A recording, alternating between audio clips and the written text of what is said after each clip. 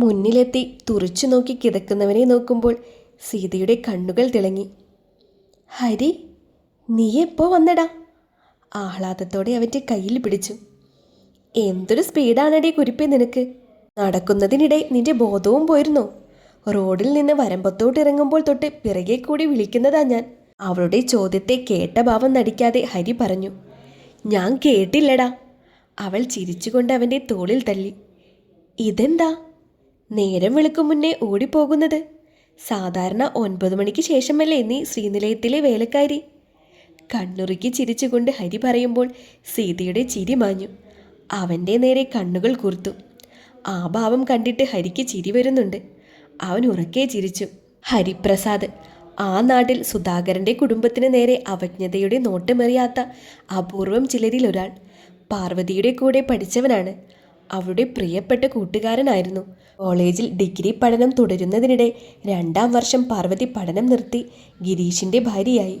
Sunil mama ചെയ്തു തന്ന പുണ്യം. ഏതൊരു കൂടപ്പിറപ്പും സ്വന്തം കൂടപ്പിറപ്പിൻ്റെ മക്കളോട് ചെയ്യാൻ പാടില്ലാത്ത അത്രയും വലിയ പുണ്യം. പിന്നീട് അവിടെ തന്നെ ഡിഗ്രി 1ാം വർഷം പഠിക്കാൻ ചെന്ന സീതയുടെ ബെസ്റ്റ് ഫ്രണ്ടായി മാറുകയായിരുന്നു ഹരി. നല്ലൊരു ഫ്രണ്ട് എങ്ങനെയായിരിക്കണമെന്ന് അവനെ നോക്കി പഠിക്കാനുണ്ട്. പാർവതിയുടെ അതേ ഗതി തന്നെ സീതയിലും ആവർത്തിക്കപ്പെട്ടു. ഭാര്യാപദവി അലങ്കരിക്കാനല്ലേലും പഠനം വിട്ടിറങ്ങിയേ മതിയാവൂ എന്ന അവസ്ഥ. 2nd ഇയർ പഠനത്തോടെ കോളേജ് പാതി വഴിക്ക് ഇട്ടിട്ട് മടങ്ങുമ്പോൾ ഹരിയാണ് ഏറ്റവും കൂടുതൽ എതിർത്തത്. എങ്ങനെയെങ്കിലും പിടിച്ചു നിൽക്കാൻ ഉപദേശം നൽകിയത്, അവനാൽ കഴിയുന്ന സഹായം വാഗ്ദാനം ചെയ്തത്. പക്ഷേ പിടിച്ചു നിൽപ്പിൻ്റെ പരമാവധിയായിരുന്നു അപ്പോഴേക്കും. തിരിച്ചിറങ്ങി ഒരു ജോലിയിൽ കയറാതെ ജീവിതം ഒരു ഇഞ്ച് പോലും മുന്നോട്ട് പോവാത്ത അവസ്ഥ. കുടിച്ച് കുടിച്ച് അവസാനം കിടപ്പിലായി പോയ അച്ഛൻ. ആ കീശയിൽ നിന്നും കിട്ടുന്ന ഇത്തിരി കാശ് പോലും നിലച്ചു പോയിരുന്നു. അതവനോട് എങ്ങനെ പറഞ്ഞാലും മനസ്സിലാവില്ല. അന്നും ഇന്നും എന്ത് സഹായത്തിനും പറയും മുന്നേ ആള് കൂടെയുണ്ടാകും. നാട്ടുകാർക്ക് മുന്നിൽ അമ്മയുടെ അതേ സ്വഭാവമുള്ള സീതാലക്ഷ്മി വലവീശി പിടിച്ച വലിയ വീട്ടിലെ കാശുകാരൻ ചെക്കനാണ് കൈമൾ മാഷിൻ്റെ മകൻ ഹരിപ്രസാദ്. അവൻ അതൊരു പ്രശ്നമേ അല്ലാത്തത് കൊണ്ട് ആ സൗഹൃദം ഇന്നും ഉലയാതെ കൂടെയുണ്ട്. ഞാൻ ഇന്നലെ രാത്രിയാണടി എത്തിയത്. രാവിലെ വീട്ടിലേക്ക് ഇറങ്ങിയതാ. അപ്പോൾ ദേ നീ റോക്കറ്റ് വിട്ടതുപോലെ പോകുന്നു. ഒന്നും നോക്കിയില്ല, ചാടി ഇറങ്ങി. ബൈക്ക് ദേ അവിടെ റോഡിൽ ഇരിപ്പുണ്ട്. ഹരി ദൂരേക്ക് കൈ ചൂണ്ടി കാണിച്ചു. സീത ചിരിച്ചുകൊണ്ട് അവനെ നോക്കി. വാ, എനിക്കിന്ന് നേരത്തെ ചെല്ലാനാണ് ഓർഡർ. അവനെ വിളിച്ച് നടക്കുന്നതിനിടെ സീത പറഞ്ഞു.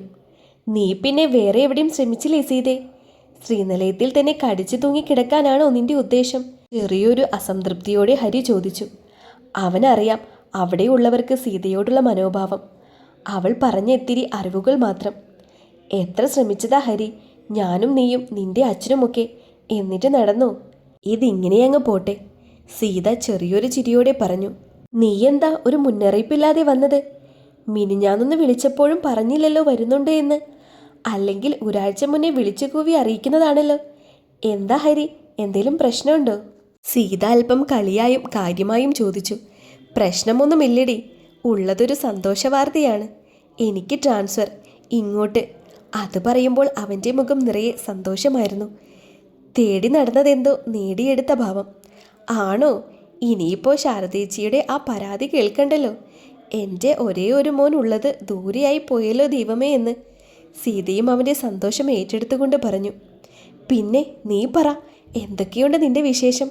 ഹരി വീണ്ടും അവളെ നോക്കി ചോദിച്ചു. എനിക്കെന്ത് വിശേഷം ഹരി, ആവർത്തനം പോലെ ഇങ്ങനെ പോകുന്നു. നേർത്തൊരു ചിരിയോടെ സീത കണ്ണു ചിമ്മി കാണിച്ചു. സ്വന്തം കാര്യം കൂടി നോക്കാൻ മറക്കല്ലേ സീതേ. ഒടുക്കം നീ എന്താ ചെയ്തത് എന്നൊരു ചോദ്യം നേരിടാനുള്ളതാ. കുടുംബത്തിന് വേണ്ടി ജീവിക്കുന്ന നീ അടക്കമുള്ളവർ. ഉടുത്തിരുന്ന മുണ്ടെന്ന് അഴിച്ചു കുടഞ്ഞെടുത്തുകൊണ്ട് ഹരി അവളെ ഓർമ്മിപ്പിച്ചു. നിങ്ങൾക്കേ നല്ല മുഴുത്ത അസൂയാണ്. വീണ്ടും സീതയുടെ കാതിലേക്ക് അജുവിൻ്റെ വാക്കുകൾ മൂളിയെത്തി. അസ്വസ്ഥതപ്പെടുത്തുന്ന മൂളനക്കം. എന്താടി? പെട്ടെന്ന് ആ മുഖത്ത് നിറഞ്ഞ നിസ്സംഗതയറിഞ്ഞുകൊണ്ട് ഹരി ചോദിച്ചു. ഒന്നുമില്ല ഹരി, ഞാൻ പോട്ടെ. നേരം വൈകിയാൽ പിന്നെ അത് മതിയാവും കോലോത്തെ തമ്പ്രാട്ടിമാർക്ക്. ഇന്നിനി ഒരു വഴക്ക് കൂടി താങ്ങാനുള്ള ശേഷിയും എനിക്കില്ല. നീ വൈകുന്നേരം വീട്ടിലോട്ട് വാ. ഹരിയുടെ കയ്യിൽ പിടിച്ചുകൊണ്ട് സീത പറഞ്ഞു. ചെല്ല്. ആ മനസ്സിലൊരു മുറിവുണ്ടെന്ന് അറിഞ്ഞു വെച്ചുകൊണ്ട് തന്നെ ഹരി യാത്ര പറഞ്ഞു. വൈകുന്നേരം വീട്ടിലോട്ട് വാട്ടോ. അവൾ ഒന്നുകൂടി തിരിഞ്ഞു നിന്നിട്ട് ഓർമ്മിപ്പിച്ചു. വരാടി. അവനും കൈയുയർത്തി കാണിച്ചുകൊണ്ട് ചിരിച്ചു. ശ്രീനിലയത്തിലെ ഗേറ്റിൽ എത്തുന്നത് വരെയും സീതയുടെ മനസ്സിൽ ഹരിയും അവളും മാത്രമായിരുന്നു. അവനൊപ്പം സന്തോഷത്തോടെ മറ്റെല്ലാം മറന്നുകൊണ്ട് ജീവിച്ച ആ കുറച്ചു നല്ല ദിവസങ്ങളായിരുന്നു. ഈ ഭൂമിയിൽ ജീവിച്ചിരുന്നു എന്ന് തോന്നിപ്പിക്കാൻ മാത്രം ദൈവം മനസ്സറിഞ്ഞു തന്ന ഇത്തിരി ദിവസങ്ങൾ. വലിയ ഗേറ്റ് തുറന്ന് അകത്ത് കയറി പോകുമ്പോഴും ആ ഓർമ്മ നിറച്ചു കൊടുത്തൊരു ചിരി സീതയുടെ ചുണ്ടിലുണ്ടായിരുന്നു. നീ എന്താടി ആളെ കളിയാക്കുന്നോ? തൊട്ടു മുന്നിലെ തിളയ്ക്കുന്ന സ്വരം. സീത അതുവരെയും ഉണ്ടായിരുന്ന സന്തോഷത്തിൻ്റെ പിടിയിൽ നിന്നും പതിയെ വിട്ടകന്നു. തൊട്ടുമുന്നിൽ നിൽക്കുന്നത് സാവിത്രിയാണ്, നാരായണി മുത്തശ്ശിയുടെ മൂത്ത മരുമകൾ, പ്രതാപവർമ്മയുടെ കുശുമ്പും കുഞ്ഞായ്മയും മാത്രം നിറഞ്ഞ പ്രിയ പത്നി. ചോദിച്ചത് കേട്ടില്ലേ സീതേ നീ? വീണ്ടും ചോദ്യം. സീതയുടെ മുഖവും കടുത്തുപോയി. ഇല്ല. അതേ ബലത്തിൽ മറുപടി കൊടുക്കുമ്പോൾ സാവിത്രിയുടെ ചുവന്നു തുടുത്ത മുഖം ഒന്നുകൂടെ ചുവക്കുന്നു. നിനക്കെന്താ ഇന്നൊരു ഇളക്കം? അവൻ വന്നിട്ടുണ്ടെന്ന് അറിഞ്ഞിട്ടാണോ? അവരുടെ ചോദ്യത്തിൻ്റെ പൊരുൾ അപ്പോഴും മനസ്സിലായിട്ടില്ല എങ്കിലും അതിനുള്ളിലെ ഒരു പരിഹാസത്തിൻ്റെ മുന അവൾക്ക് കണ്ടുപിടിക്കാനാവുമായിരുന്നു. ഒന്നും പറയാൻ നിൽക്കാതെ സീത വേഗം അകത്തേക്ക് നടന്നു.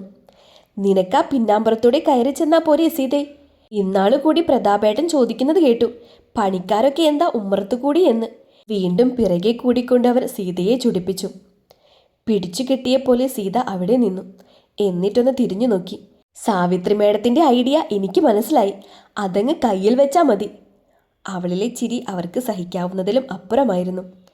പലപ്പോഴും പറഞ്ഞത് ഒന്നുകൂടി ആവർത്തിക്കുന്നു. നിങ്ങൾക്കിത് ഇനിയും മനസ്സിലാവില്ലെങ്കിലും പറയേണ്ടത് എൻ്റെ ഉത്തരവാദിത്തമാണല്ലോ. സീത തോളിൽ കിടന്ന ബാഗ് ഒന്നുകൂടി വലിച്ചു കയറ്റിയിട്ട് സാവിത്രിയോട് കുറച്ചുകൂടി അടുത്തേക്ക് നീങ്ങി. ഞാനിവിടുത്തെ നാരായണി മുത്തശ്ശിയുടെ കാര്യങ്ങൾ മാത്രം നോക്കുന്ന ഹോം നേഴ്സാണ്, അല്ലാതെ നിങ്ങൾ പറയുന്നത് മുഴുവൻ വെള്ളം തൊടാതെ വിഴുങ്ങുന്ന നിങ്ങളുടെ അടിമയല്ല. ആ ഉദ്ദേശം മനസ്സിൽ വെച്ച് എന്നോട് സംസാരിക്കാൻ വരരുത്. യാതൊരു പതർച്ചയുമില്ലാതെ പറയുന്നവരുടെ കണ്ണിലെ ദേഷ്യം സാവിത്രി പല്ല് കടിച്ചു. പോട്ടെ. ചെറിയൊരു ചിരിയോടെ അവരോടത് പറഞ്ഞ് തിരിഞ്ഞു നടക്കുമ്പോൾ സീതയുടെ മുഖം വലിഞ്ഞു മുറുകി. ഒടുവിൽ വനവാസം കഴിഞ്ഞ് നമ്മുടെ രാമൻ തിരിച്ചെത്തിയിരിക്കുന്നു ഗൈസ്.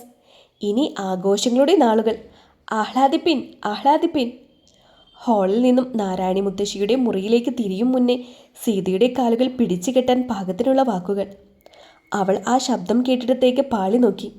ആദിയാണ്, നേരത്തെ കിടന്ന് തുള്ളി വിറപ്പിച്ച സാവിത്രി തമ്പുരാട്ടിയുടെ സീമന്തപുത്രൻ ആദിദേവ് വർമ്മ. അമ്മയുടെ സ്വഭാവവും മോൻ്റെ സ്വഭാവവും തമ്മിൽ രാവും പകലും പോലെ വ്യത്യാസമുണ്ട്. ആ കുറവ് നികത്താൻ അമ്മയോട് മത്സരത്തിൽ എന്നുള്ളതുപോലെ ചീഞ്ഞ സ്വഭാവമുള്ള മോള് കൂടിയുണ്ട് സ്വാതി. ഭാവതാളത്തോടെ ഡയലോഗ് പറയുന്ന അവനൊപ്പം ശ്രദ്ധിക്കണമെന്നുള്ള വാശി പോലെ ഇരിക്കുന്നു സിദ്ധാർത്ഥ വർമ്മ എന്ന സിദ്ധു. സീതയുടെ തുറിച്ചുനോട്ടം രണ്ടാളും പുച്ഛത്തോടെയാണ് നേരിട്ടത്. എന്താ? ആദിയുടെ നേരെ ചെന്നവൾ ചോദിച്ചു. ഇവിടെന്താ, ഞാനിവനിത്തിരി രാമായണം പറഞ്ഞു കൊടുക്കുകയായിരുന്നു ഇല്ലേടാ? അങ്ങേയറ്റം നിഷ്കളങ്ക ഭാവിച്ചുകൊണ്ട് ആദി പറയുമ്പോൾ സിദ്ധു അതേന്ന് തലയാട്ടി. ശ്രീനിലയത്തിൽ രണ്ടു തരം മനസ്സുള്ളവരുണ്ട്. സ്നേഹിക്കാൻ ഓരോ കാരണം കണ്ടുപിടിക്കുന്നവരും വെറുക്കാൻ വേണ്ടി മാത്രം വാശിയോടെ വെറുതെ കാരണമുണ്ടാക്കുന്നവരും. പെൺപടകളാണ് ആ വെറുപ്പിൻ്റെ മാക്സിമം ഉത്തരവാദിത്വവും കയ്യിൽ പിടിച്ച് നടക്കുന്നവരിൽ ഏറെയും. അസൂയയും കുശുമ്പും കൂട്ടത്തിൽ ഒറ്റ നോട്ടം കൊണ്ട് നെഞ്ചളവ് പോലും എടുത്തു വിടുന്ന ആണുങ്ങളും അവിടെയുണ്ട്. ആദിയും സിദ്ധുവും പക്ഷേ എന്നും സ്നേഹിക്കാൻ മാത്രം അറിയാവുന്നവരാണ്. നീ ഇത്രയും ഉറക്കെ വിളിച്ചു പറഞ്ഞ് രാമായണം ചൊല്ലി കേൾപ്പിക്കാൻ ദേ ഇവനെന്താ പൊട്ടനാണോ ആദി? യാതൊരു അയവുമില്ലാതെ സീതയുടെ ചോദ്യം. ആദിക്ക് ചിരി വന്നു. അത് ഏട്ടത്തിക്ക് ഇനിയും മനസ്സിലായില്ലെന്നുണ്ടോ? കിട്ടിയ അവസരത്തിൽ സിദ്ധുവിനിട്ടൊരു കൊട്ടു കൊടുക്കാനും മറന്നില്ല ആദി. സിദ്ധു അവനെ നോക്കി പേടിപ്പിച്ചു. ആരാടാ നിന്റെ ഏട്ടത്തി? സീത വീണ്ടും അവൻ്റെ നേരെ ചെന്നു. ഞങ്ങളുടെ നാട്ടിലൊക്കെ ഏട്ടൻ്റെ ഭാര്യ ഏട്ടത്തിയാണ് അല്ലേ സിദ്ധു? ആദ്യ അല്പം ഭാവത്തോടെ വീണ്ടും പറഞ്ഞു. ആണോ? എനിക്കറിയില്ല. ചുണ്ടിലൊരു പുച്ഛം ഒളിപ്പിച്ചുകൊണ്ട് സിദ്ധു തിരിച്ചു പറഞ്ഞു. സീതയുടെ മുഖം ചുവന്നു. നിനക്കൊക്കെ വട്ടാണ്. നിന്നോടൊന്നും സംസാരിക്കാൻ നിന്നിട്ട് കാര്യമില്ല. ഒരുത്തൻ പാതിരാത്രി സ്വന്തം മാലയൂരി ദാനം തന്നു. അതാണ് ഏട്ടൻ. അവൻ്റെയല്ലേ അനിയന്മാർ. ഇത്രയും ബുദ്ധി പ്രതീക്ഷിച്ചാൽ മതി. ആദിയെ നോക്കി മനോഹരമായൊന്ന് പുഞ്ചിരിച്ചുകൊണ്ട് സീത തിരിഞ്ഞു നടന്നു. സീതേ നിൽക്ക്, പറയട്ടെ. പിറകെ ചെന്നുകൊണ്ട് ആദി വീണ്ടും പറഞ്ഞു. ദേ നിന്റെ അരികിൽ നീ പറയുന്ന എന്ത് വിട്ടിത്തരവും കേട്ട് ചിരിക്കുന്ന ഒരു പൊട്ടൻ. തൽക്കാലം നീ അങ്ങോട്ട് പറ, എനിക്ക് വേറെ പണിയുണ്ട്. സീത തിരിഞ്ഞു നടന്നിട്ട് പറഞ്ഞു. ആദി അവിടെ തന്നെ നിന്നിട്ട് സിദ്ധുവിനെ ഒന്ന് പാളി നോക്കി. എൻ്റെ പിറകെ നടന്നിട്ട് ഇനി വേലക്കാരി വശീകരിക്കാൻ ശ്രമിച്ചു എന്നുള്ള പരാതി കൊണ്ട് നിങ്ങളുടെ അമ്മമാർ വന്ന അറിയാലോ നിങ്ങൾക്കൊക്കെ. വലിച്ചു കീറും ഞാൻ നിങ്ങളെ. വിരൽ ചൂണ്ടി അത് പറഞ്ഞിട്ട് അവൾ പോയിട്ടും ആദിയും സിദ്ധുവും അവിടെ തന്നെ നിന്നു.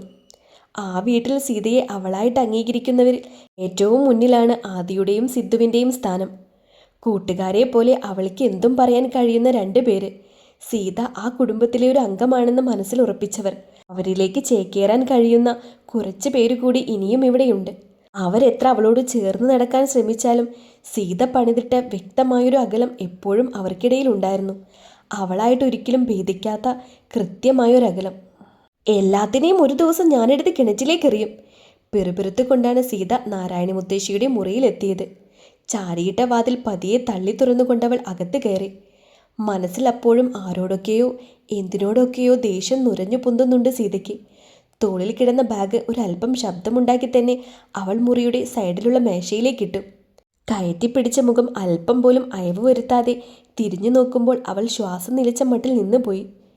ചിരി കടിച്ചു പിടിച്ച് കഷ്ടപ്പെട്ടിരിക്കുന്ന നാരായണി മുത്തശ്ശിയുടെ അരികിൽ ഒരു കൈകൊണ്ട് തലതാങ്ങി ചിരിച്ചു കിടന്ന് ചുണ്ടിൽ മനോഹരമായൊരു ചിരി ഒളിപ്പിച്ച് അവളെ തന്നെ നോക്കിക്കിടക്കുന്നവൻ മുത്തശ്ശിയുടെ കണ്ണൻ.